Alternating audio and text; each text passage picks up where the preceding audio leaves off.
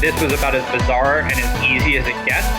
So the number for me was a number that would allow me to never have to work again. I feel like we got top. I went from a sale of $500,000 to in debt. $192 million. This is Built to Sell Radio with your host, John Warlow. Okay, so what are the numbers on your company's dashboard? My guess is you look at your company's revenue and profitability, which are two great metrics to track, but there are another 8 key drivers of the value of your company that go well beyond just revenue and profitability, that are the things that acquirers want to know about. Going and getting your Value Builder score will help you look at your business through the lens of an acquirer. It takes about 15 minutes to do. Go to valuebuilder.com to get your score. I'm always crapping on private equity groups, telling you that they're the worst people to sell your company to. But that's not true. Of course, there are great private equity groups out there. And today's episode is one of those acquisition stories. Glenn Grant sold G2 Technology Group to Great Hill Partners and had a great experience selling to a private equity group. One of the things that I love about this story is Glenn does a great job of distinguishing between a private equity group that's acting like a traditional PE firm, where they're simply, essentially buying some EBITDA and trying to squeeze out some more profit before flipping your company, and what is increasingly becoming a strategic private equity group, where there's a strategic sort of roll up in place, or a way that they're acting almost more like a strategic acquirer as opposed to a financial buyer. And Great Hill in this acquisition of G2 really defines that. So have a listen, and in your own mind, Glenn will help you just distinguish between the two, because I think a strategic private equity group could be a tremendous acquisition acquirer for your company. Glenn does some interesting things around transparency, and in particular, he chose to be really transparent with his employees about selling his company. That's another thing that he did a little differently than we traditionally recommend, but have a listen to the way he did it, and incentivized each of his employees to make sure they had a little skin in the game leading up to an exit. He also talks about stock appreciation rights and the difference between stock options, and that might also be helpful for you if you're thinking about including your employees in the sale of your company. Here to tell you all of the rest of the details is Glenn Grant.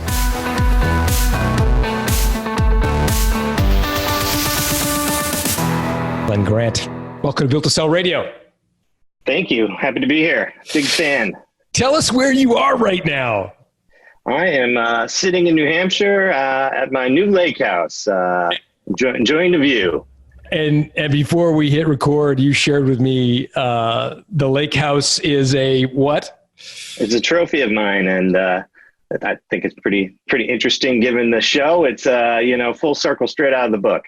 That's awesome. That's awesome. I'm a huge believer in having a trophy, by the way, of when you sell your company. There's got to be some way to market. So good for you. And every time you go to New Hampshire, you can remember the success you had with G2. Tell me about this business. How did it start? In the beginning, for the first 3 years, you guys did IT services. Describe that if you would.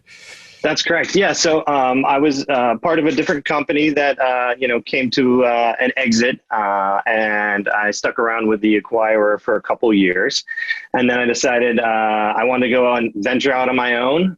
Really focused on company culture and the composition of clients. So I decided to go out on my own and start a business that I knew how, which was managed IT services. It wasn't because that's what I set out to do, some groundbreaking thing. It's the trade I knew, and I decided, hey, I could do it myself. So IT services is like you're the IT guy for small businesses when they need antivirus software. They call you, and networking computers together, that kind of stuff. Exactly. When I started off, it's help desk, server support, monitoring, those types of things for a small medium business between probably 20 and maybe 150 users. Got it. You made a big pivot away from that. Maybe describe where you took the business from there. Yeah. So, started the business, continued to operate it. I ended up joining the Entrepreneurs Organization Accelerator Program, where I started to learn about what I was actually trying to pull off. And started to focus in on what I was doing. The first business book I ever read was Built to Sell. Oh boy. Yeah. So, first it started with, trying not to be everything to everyone and focusing on what we were doing.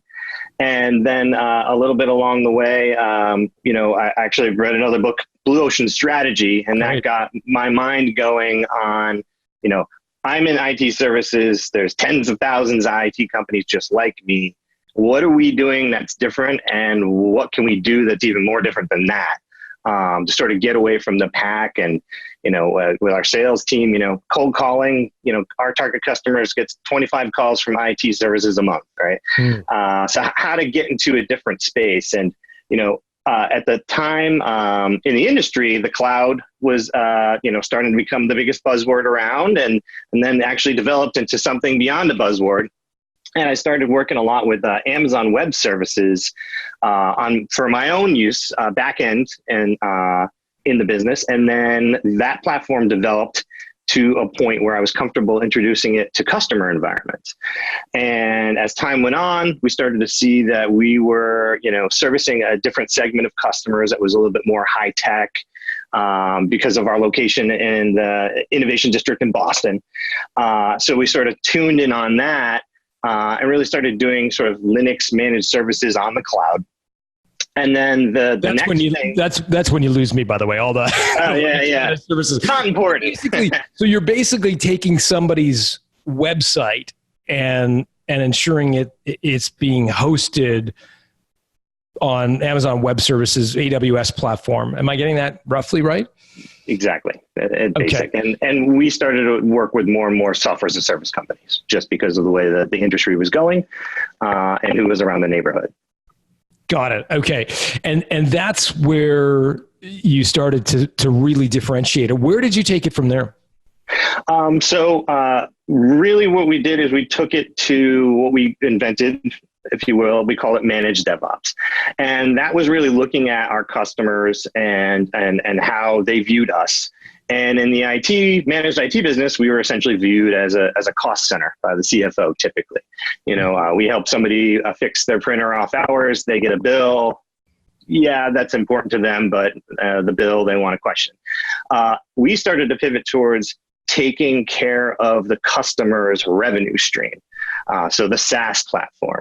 So now you fix their SaaS platform in the middle of the night on Saturday. They're giving you high fives. They don't care about the bill because they didn't have a blip in their revenue, and they don't have customers calling them being upset because they were down. So we intentionally tried to shift to that and away from being viewed as that cost center. And within the customers, we also switched our target audience, which, we basically serve the back office staff. And in our customers prior to that, the software developers making the SaaS platform didn't really want anything to do with us. We weren't helpful to them. They could fix their own printers. And we were probably just a nuisance. So that's when we started to pivot to managed DevOps. And in a nutshell, that is getting into supporting the tool sets and the platforms that the developers actually use to make their product. And the software developers came our core target market for delivering service within these businesses. Got it. And so how did you charge for those services? What was So prior to in managed IT, we were charging per user. In managed DevOps, it was a lot of iterations. To be honest with you, but we basically charged a flat monthly fee, and we wanted to get into that sort of realm of space where we were going to be able to deliver a certain amount of proactive service to help them build things, but then also sort of function as an insurance policy for when things go bump in the night. Interesting. What did you learn about pricing as a result of your experiments? Early on, we had some accounts that were way underpriced. We had some accounts that were, probably overpriced. At that time it was, new and there wasn't nobody out there doing it. So we just charged what we charged, and, our customers were, around for quite a long time. So as time went on, we actually reduced the price for some customers as we gained leverage within, our own operation. And we renewed our service packages and had new pricing models. And, with a long-term customer, they're really happy to hear that we're actually going to charge them less this year, but we're going to deliver service in a different way that's better for us. Got it. I love, one of the 9 subscription models is like the insurance policy idea where you're kind of paying a fee so that when things break, you're there for them essentially. Yeah. And in managed IT, that at that point in time, that's where the market was. It was almost all insurance policy, if you will. The more things we prevent from happening, the more profitable we are, and the customer's happy. As we started to get into the cloud and managed DevOps, we really had to develop a way to bake into that package a way for new things to be built. Because that was the whole beauty of the cloud, right? We can build things and spin up servers with, a couple clicks. And we didn't want to be a bottleneck in that process. We really wanted to help. So it was a sort of like kind of a reboot on the fixed monthly fee for IT services. How big did you get the company before you decided to sell it? We were around 30 people or so. Mm-hmm. And we used a number of outsourced providers for, office type things, accounting, bookkeeping, HR. So we kind of kept the footprint pretty small as far as full-time employees. How did it feel to be managing 30 people, both directly and indirectly? It was a lot of work, but it was a lot of fun. I'm a big culture guy, and also type of leader that will, carry that weight on their shoulders myself, and get on the front lines with people. So I really had a lot of fun. But you keep adding more people, and people are, complicated. So the more staff you add, the more things you've got to manage and juggle. What was the trigger that made you want to sell? So that was really interesting. In my business plan, so I use EOS traction, and we, have our quarterly meetings and annual strategy sessions, and we're always sort of looking out that 1 year, 3 year, and we made it a 5-year vision because we're in technology. A 10-year vision is kind of irrelevant, right? And in our plan, we were headed towards building our own platform, if you will. So I wanted to make a couple of acquisitions and prove to a buyer that, hey, we have this platform. We've made a couple of add-ons, and now we want to go to that next level, and we need capital to do that. So that was the plan we were tracking on. And really what happened was, with the economy being as it was and all this money that needed to be put to work, the private equity space figured out that this public cloud thing was good to go. And they started really knocking on everybody's door about 2 years sooner than, I had planned. Actually, probably about 3 or 4 years earlier. So let me just stop you there, Glenn. You had, in your plan, you had the idea that you were going to raise some money in order to make some acquisitions. We were going to bootstrap and make some acquisitions, but then show to a buyer that, this model, if we were to be bought or raise more money, that we could continue to buy, to make more acquisitions and really scale up. So I was working on proof of concept of that model, if you will.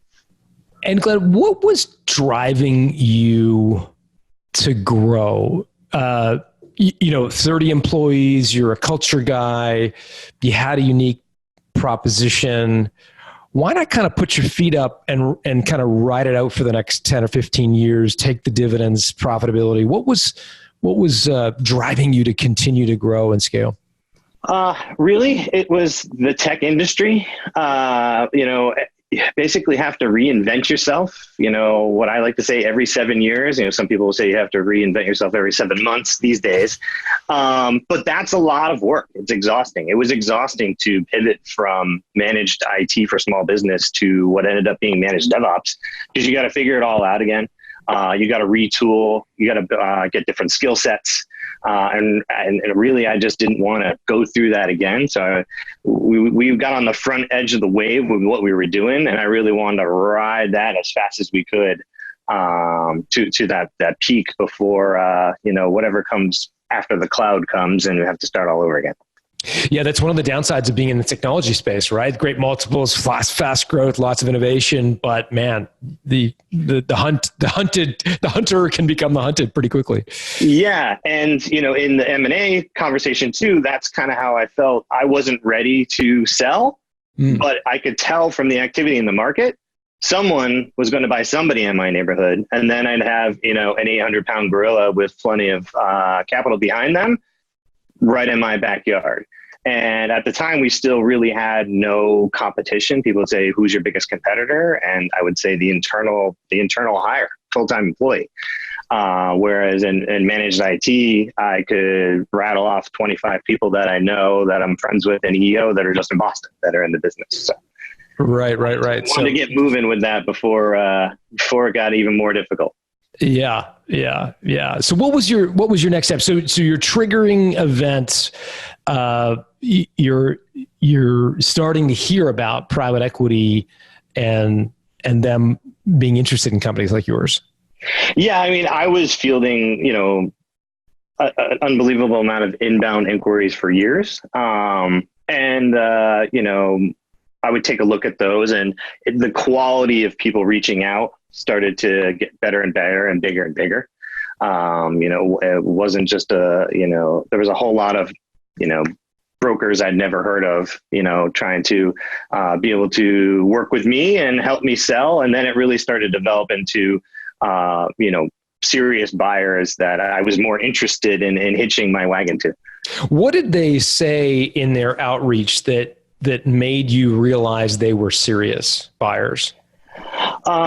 It was interesting being in business and trying to be my own, sales manager, which is my Achilles heel, which was one of the other driving factors. I've tried so many times to be a great sales manager, and it's the thing that I'm the least good at.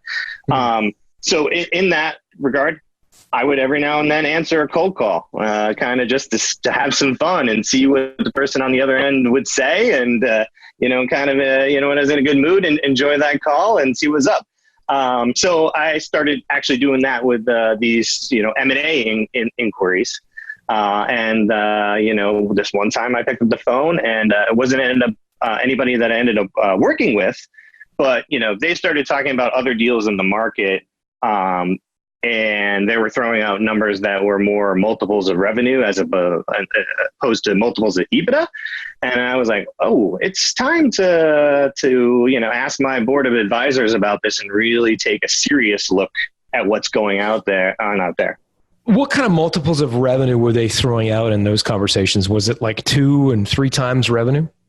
Yeah, I mean, I've heard everything from, 1.5 times revenue to 5 times revenue if, everything, falls into place. And, 5 times is, I've never met anybody who actually got that personally. And I'm sure it had a lot of strings attached, size and scale that was far beyond my business as far as revenue and EBITDA as well. Because I was trying to scale and grow, I was reinvesting most everything into the company on the fly. So I didn't really fall into that category because, I put the profit back into the engine. How much of your net worth at this time, when you were starting to field these calls, how much of your net worth is tied in your company on a percentage basis? 98%. Wow, like a huge proportion. Yeah. I was definitely running the tables, and you got to know when to fold them. So was that part of your calculus that you were so heavily exposed to? Yeah, definitely. And it really goes right back into that, having to reinvent your business every 7 years in IT, and also with the economy. The economy has been great. At the time I was thinking it had been too great for too long. And so that's the other trigger too. If the economy goes down, then I'm going to have to hold on to this business for another 7 to 10 years, and wait for it to come back up if I'm looking for, a real successful exit. Yeah, for sure. I think, once bitten, twice shy. The people that have gone through the whatever that was called the Great Recession have no interest in doing that again. No, and that's when I started my business, was right at the beginning of that in January 2009. Oh, is that right? So it was all uphill from I was there. just gonna say, you only go up from there. Yeah. So you're hearing these kind of multiple of revenue type conversations from private equity groups. Where do you go from there? How did you sort of proactively start marketing your company for sale? I took a different approach. Well, first I did an outreach, asked some advisors, got some names of folk, talked to, investment bankers and brokers. And, I had some advice from some other folks, where you could do the deal yourself, with a lawyer who's well-versed in M&A. But then you need to do a lot of negotiating yourself. And knowing, myself pretty well personally, I didn't want to be in that position. I definitely wanted an insulator there. Why? Just because I'm, I wear my heart on my sleeve. I'm a real emotional guy, and I didn't want to get sort of drawn into any sort of contentious negotiations. So I had a small board of advisors that I've been working with, and a friend and colleague of mine, Matt Rudnick. He had experience in the private equity world, and so we started talking about that level. And he was actually in between, gigs at the time. So I actually made the decision to hire him on full time as VP of Corp Dev. And what we were doing there was, also following the sage advice of continuing to run the business as if a deal isn't going to be done. So Matt was focused on both looking for, small companies for us to acquire, while at the same time starting to vet some of these potential buyers. So we're really running like a dual-pronged approach where, it gave us the flexibility to go either way. And we didn't, really put all of our eggs in one basket and then, get near the end and have to, got to go with it, or you got to start all over again. Yeah. So Matt's kind of on the payroll now. Where does it go from there? So from there, we had some inbound inquiries that, the conversation got started a little faster than I wanted to. But it was also very interesting. So we pumped the brakes a little bit there, and we ran what we call a limited process. Mm-hmm. So instead of going on a full-blown auction, we already were talking to a few people. We knew they would be, they're highly likely to be, final contestants, if you will. Mm-hmm. And Matt's advice there was, if you go and run a full-blown process right now, it might be a turnoff to them. Plus, it's going to take a lot more time. So we ran a limited process, so that we had options. If who went down the road with somebody and it didn't work out, and also just to do a quick market check and not sort of go by the one number somebody threw out there. But really get a feel for, what people value the company as, because it's, it is a new business model, right? Managed DevOps, not a lot of people out there doing it. Also, with the Amazon partner network, we got in that very early. So we already had 5+ years under our belt as being an Amazon partner. And in that space, the channel is very important. So we had built up a lot of clout with Amazon as a, trusted partner, do good work. And that's something that was also very interesting to prospective buyers. Interesting. So where does it go from there? Matt's got some offers. Did he actually get some letters of intent, or? Yeah. So, I mean, the simplest cut into it, we talked to a number of people. We had, quite a few in our data room. Our goal was to get a minimum of 3 letters of intent, and then move forward. How did you pick that as a goal? What was the magic about 3? It's just one more than 2. You don't want to have only 2 people, so we wanted to get 3. Gives you a pretty good idea. If we got 3, solid, LOIs, we could kind of trust that the numbers and the terms that we were looking at were going to be, what we would probably see across the market. Got it. And so what did you see did you get your 3 LOIs, and what did you see? Yeah, we did. We saw, some good stuff in there. I really can't get into the details of what exactly we saw. But one of those we decided to move forward with in an exclusive fashion and start the wonderful process of diligence. We'll get into that in a second. So the 3 LOIs, were they all from private equity, or were there some strategics? I think there was one strategic in there. We did talk to a couple of strategics. I always thought that I would sell my company to a strategic. If you had asked me, years ago, even probably, 4 years ago, I would say, you'll never see me sell to private equity because of, some stories I've heard in the entrepreneur circle. Just didn't seem right for me. I heard things about, long, grueling earnouts and this and that and the other thing. But that's not what I saw. That's not what was being offered to us. And, I had really never dug into private equity and the differentiation between firms. And the firms we were looking at were more on the sort of growth partner side of the scale, as opposed to really just trying to, build up your EBITDA and churn out some profit and continue to grow and then exit out. So, I didn't know those existed, right? So they became unicorns to me, and I was pretty excited to see that there was an opportunity. Let me get into it. So in your mind, private equity groups were really just there to ratchet up the EBITDA using lots of debt and management principles, and then kind of flip the company a few years later. That was your. Yeah, in my mind, it was that the industry was really focused on the spreadsheets and the dollars and the business sense around that. And like I said, I was reinvesting all the profit back into the business, so I never thought that I would be attractive to anybody in that space. Got it. And then, so what did you come to learn as you evaluated these letters of intent from private equity companies? How did your kind of perception of them change?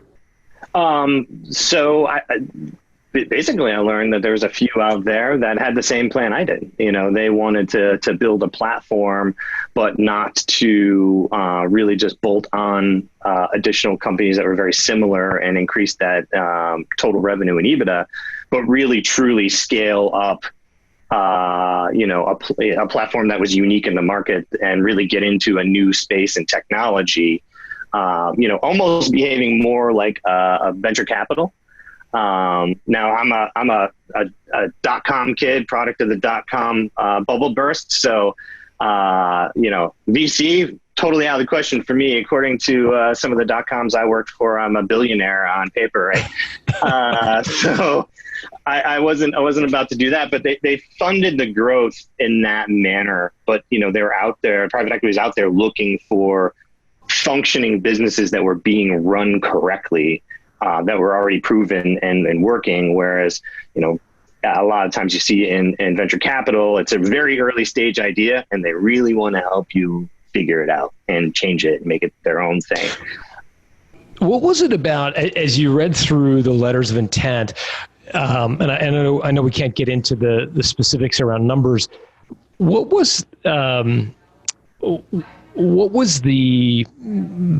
clue, or how did you know their intention was to build out a platform as opposed to just squeeze out more EBITDA? It really wasn't from the LOIs themselves. I went out and met with a bunch of the groups. Had dinners, talked about it, learned about their firm, their philosophy. Some of them had already owned companies in the space, and they were looking for more of an add-on. I also, through rapidly learning about the process, it'd be better to be the first companies that's bought, or one of the first, for a variety of reasons, not only, financially, but that what you build and what your company does and that culture is going to become, a cornerstone of the bigger entity. It sort of cut you off, Glenn. How were you, how was your role being characterized in those letters of intent? Was there this earnout component where you were being asked to stay on? How did you stick handle the period after? Yeah, so it wasn't so much about earnouts, which was surprising to me. It was about staying on, but being part of that next chapter. Really, it was more about the second bite of the apple. which Right. I also never thought I would be interested in. And the opportunity to roll some of the proceeds of the sale forward as the incentive to stay on and help the company grow and be a subject matter expert and be a part of that next thing for the second bite. And that was, that was exciting for me. I'm an entrepreneur. That was doing, entrepreneurial things at a scale that, I didn't think I would do. So, just for folks following along, the second bite of the apple is this overused expression among private equity groups that basically means that you sell part of your business and then carry or some of your equity goes into the new entity as a form of equity into this roll up or growing company. So that's what you're referring to here. So you were selling. I'm assuming the majority, was it a majority recapitalization, meaning the majority of the company and then rolling some into... They were all, from a structure point of view, they were all structured as selling, 100% of the company, but then reinvesting proceeds in. I see. Yeah. And so, and again, if we get into areas you can't talk about, I totally understand. Yep. But I think people would want to know sort of what portion of your proceeds would they be looking for you to roll in? And interestingly, is that flexible? Is that a point of negotiation, or is it sort of, it's this or it's nothing? I can't get into the specifics there. It definitely is flexible. And, what I will say is, I invested enough for it to be interesting. Okay. While at the same time taking, a good portion off the table and getting that 98% of my net worth, sort of migrated the other directions. Yeah, enough to buy a lake house in New Hampshire. Exactly. With you. So, got it. So interesting. So a couple questions around that, because again, I think this is really important for entrepreneurs. How and again, we can sort of park your transaction for a minute, and now let's just talk generally about working with private equity companies, regardless of which one and so forth. How do you, or maybe we ask it this way, if a fellow EO member said, Glenn, I'm thinking of doing a private equity deal, how do I ensure that the equity that I roll into the new deal, how do I ensure I don't get diluted, or that I ensure that I have some sort of decision making and I'm not just along for the ride and some sort of absentee owner? What advice would you give to that guy or gal who's thinking about doing a PE deal? Yeah. So, it's hard to, be in control of any, dilution, right? It is what it is. I would say if you can be in a role in the company where you think you can make an impact, that's the best way to skirt that. If they grow really well and don't need to raise a bunch of capital, then you won't get diluted as much. That was the other part of the question, essentially is losing control, right? How can you be sure that you want to be part of, tie up some more money in something that you don't ultimately have control over?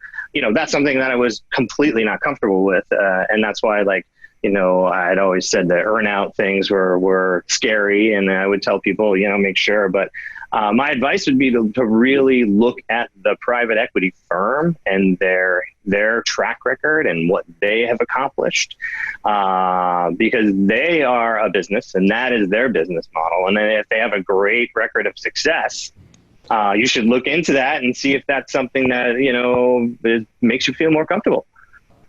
How did you evaluate the track record of the companies that were making an offer? What are you going on their website, talking to other entrepreneurs who sold to them? What was your evaluation look like? So going onto their websites for sure. But then talking to other folks in the industry. Matt did a great job. He was familiar with a lot of firms. And if he wasn't familiar with them, he would call other associates in his network to learn more. And then there's always the the option to ask to speak to someone else in their portfolio who's had an exit, and hear it right from a fellow entrepreneur who's made a decision to work with that firm. So you got 3 offers, is that right? 3 LOIs? Mm-hmm. What's the percentage difference? And I know we can't talk about the numbers, but I'd be curious to know range. How big a gap was there between the low end and the high end among those 3? Are we talking sort of big, like 10% or 50%? Like how big a gap, or was it pretty close? Things were pretty close. And that was encouraging that, that we were, getting the data points we needed from a limited process and not, missing the boat by not running a big one. And presumably that gave you confidence that you were getting pretty close to what the company was worth. If you got 3 offers and they were, I guess when you get 3 offers and they're wildly different, you're like, maybe if we get 10 offers, we'll get even more variance. But when you get 3, you're starting to get a sense that maybe there's some, you're trying around the answer. I pick up a lot of, one-liners and cliches in the EO circle. But here's one that stuck with me, which is your company is only worth what somebody's willing to pay for it. Yeah. So I looked at it that way, on paper. I've had other colleagues and friends and associates that, have gotten offers and are just absolutely convinced that their company is worth far more than what those offers were. And it might be, but if you can't find somebody to give you that money, then it's not actually worth anything. It's not actually an offer. Got it. So you agreed to go through with, or you accept one of the 3 LOIs. Yep. What was it? What was it about that LOI that made you choose them? It was really about the firm. I ended up working with Great Hill Partners. They coincidentally were in Boston. I just really liked the folks that I interacted with there, the partners there. Looking at their portfolio, I saw that they were very successful in tech companies, and I was a tech company. So really, if anything, I fell in love with the firm and the idea of being able to work with them, at a level that was much higher than the bootstrapped little business that I put together. So what was life like? So you agreed to stay on in what capacity? As an advisor, as the CEO of your company? Like, what was your role? So I'm the president of US East. I'm still currently with the company. It's now called Mission Cloud Services. And the Great Hill purchased 3 companies out of roughly the same time. And the other 2 firms were also Amazon Advanced Consulting Partners, similar businesses. They were both in the Los Angeles area. So also scaling nationally, we had a geography value in the whole game. So a lot of my role was really being that executive here in the Boston beachhead, because HQ is out in Los Angeles. What's been the most difficult part of the transition for you from bootstrapped entrepreneur who can make all his own decisions to now being a divisional president within a larger company? Yeah, really the biggest challenge for me was slowing down, allowing myself to slow down and to not, essentially carry the whole weight of the world on my shoulders and understand there's other people around to help now. So for me, it was not so much of an issue of like control and being able to make my own decisions. It was actually trying to, turn the engine down from 150% to even 100, and sort of reacclimate into the world of being an employee and not an owner where, you take everything home with you every night. I was on 24/7, 365, not from a workload thing, but from a responsibility. There's, my employees became my friends, their families became my families. Is very important to me. And a lot of people relied on me for income and stability and And I took that very seriously. So I was always on, always thinking. And it's been great to, once I finally was able to wind down a little bit, know that somebody else is there to do it, that there's a bigger team, that I could actually really go on vacation and unplug. And, I took a couple of vacations where I told everybody, hey, I'm not going to check email. Don't bother me. But in case of emergency, call these 3 fellow EOers of mine if you really need some advice, But now I can do that and not even have to think that way, not worry about it. Know that I have a bigger team of experienced leaders that can run stuff. Good for you. It's amazing. I'm glad you brought up your employees because we talked offline before we hit record here that you chose to be totally transparent with your team. Maybe talk through that decision and how what you mean by transparent with your employees as it relates to selling.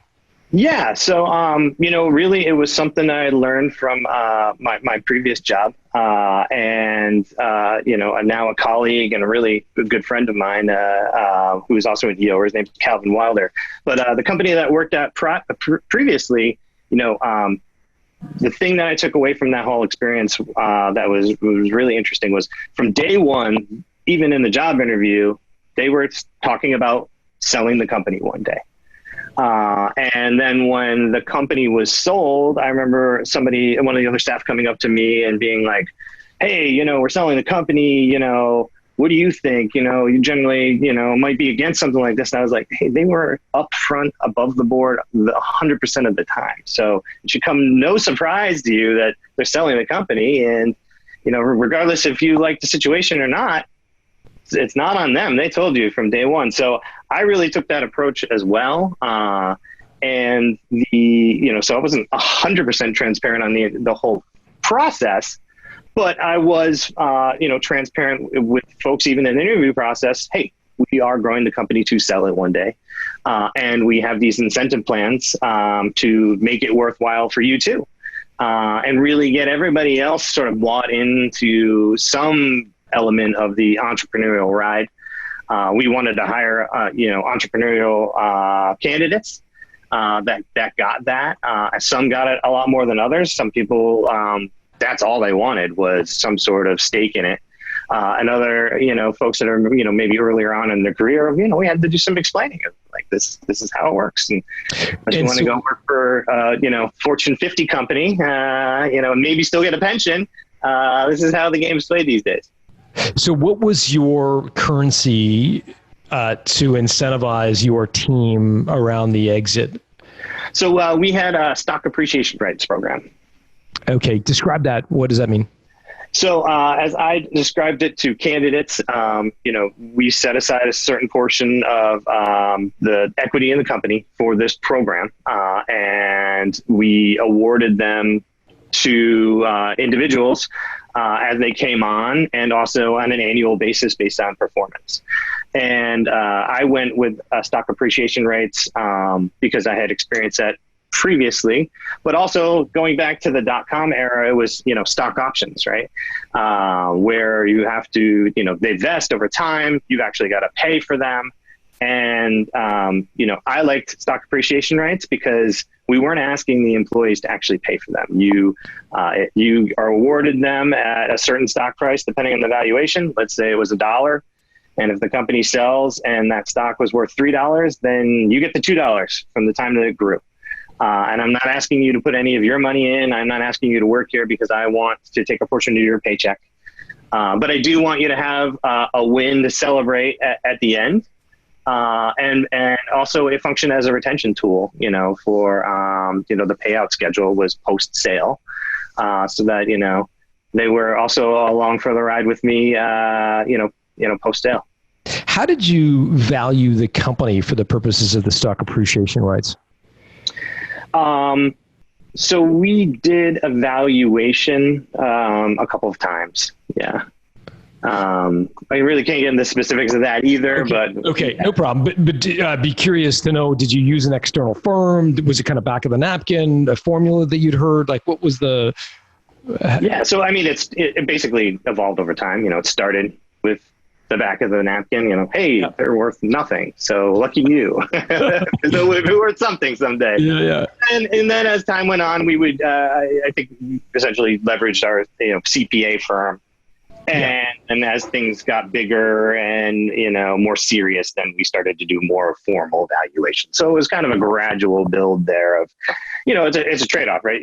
Valuation process is expensive, and at early stage, you don't really have the money for it. But, on the other hand, your stock's not really worth a tremendous amount. So it's kind of easy to do the napkin math. Yeah.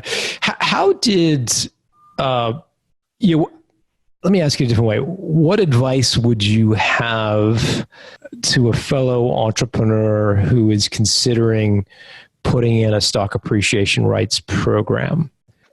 So those types of tools and the whole subject of, do I tell my employees that, we're trying to sell the company, or we're going to sell the company, or the company's about to be sold? Personally, I think it really comes down to a company culture thing. There isn't a right or wrong culture out there, is what I believe, but there are plenty of different cultures. And for some of them, I think that type of program and transparency really just, helps fuel the engine. And in other companies, it might not be that important, and it might actually cause more problems than it's worth. Yeah, I've heard all sorts of stories, everything from, galvanized everybody bamarching in the right direction on the good side, downside,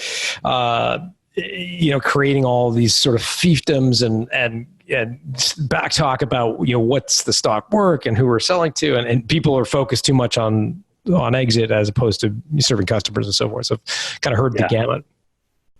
Yeah. And I think that's really, a factor of culture, and probably industry as well. I imagine if you were in the financial industry, then everybody would be very attuned to what those numbers were and when it was going to happen. But we were tech folks, we were just computer geeks. We're really excited to fix computers, not mine. Help people out. Yeah, totally. We were there, to help our customers, achieve their goals, and we're very customer service focused. And that was the type of business we had. We were a services business. How big? I think people would be curious to know how much money the kind of rank and file employee got as a part of the exit. Now, I know we can't answer that directly, but I'd be curious, was it like 5% of an annual salary, 50, 100%? Like, was it a meaningful amount of money, or was it more, if you will, token amount of money that wouldn't, do you know what I'm getting at? I'm trying to, people would be curious to know, like, how much money do I have to put in the game here to have a material impact for my employees? Yeah, I mean, again, I can't really talk about that, but, I can talk about me. I wanted it to be meaningful, and it was meaningful. Yeah. Okay. That's helpful for sure. Last question. You mentioned there were trophies purchased, plural, one of which we've already talked about, but I'd be curious about the other ones. What were the other trophies bought? Yeah, the other trophy, was a toy that I've been looking at for a long time. It's called a One Wheel. It's like an electric skateboard. And I've seen those. Oh yeah. So there's nothing that says, cool, like a 40-year-old tech dude riding around on an electric unicycle, right? But I was looking at it for forever, and I seriously, after the closing in the middle of the day, which wasn't what you see in the movies, so dramatic. But I did finally go into that shopping cart and hit buy right away. Nice. That was my gift to myself. And then, of course, we mentioned that my family and I, we bought a lake house. And it's a great retreat, and ironically, totally unintentionally, but it's kind of out of your book, right? Now I'm the mentor and the coach sitting up here in my office at the lake house, as opposed to the other way around. That's awesome. Well, I'm glad it's worked out so well for you. If you, where should people reach out? If people want to reach out on social media, is there a website you want people to go to? Yeah. If people want to say hi, what's the best way to do it? Yeah, you can definitely hit me up on LinkedIn. Otherwise, you can email me at Glenn with 2 N's at selfassembled.com. Glenn at selfassembled.com. Hey, man, it was great to meet you and a pleasure to chat with you about your business. Thanks for joining. Great to meet you too. Thanks a lot.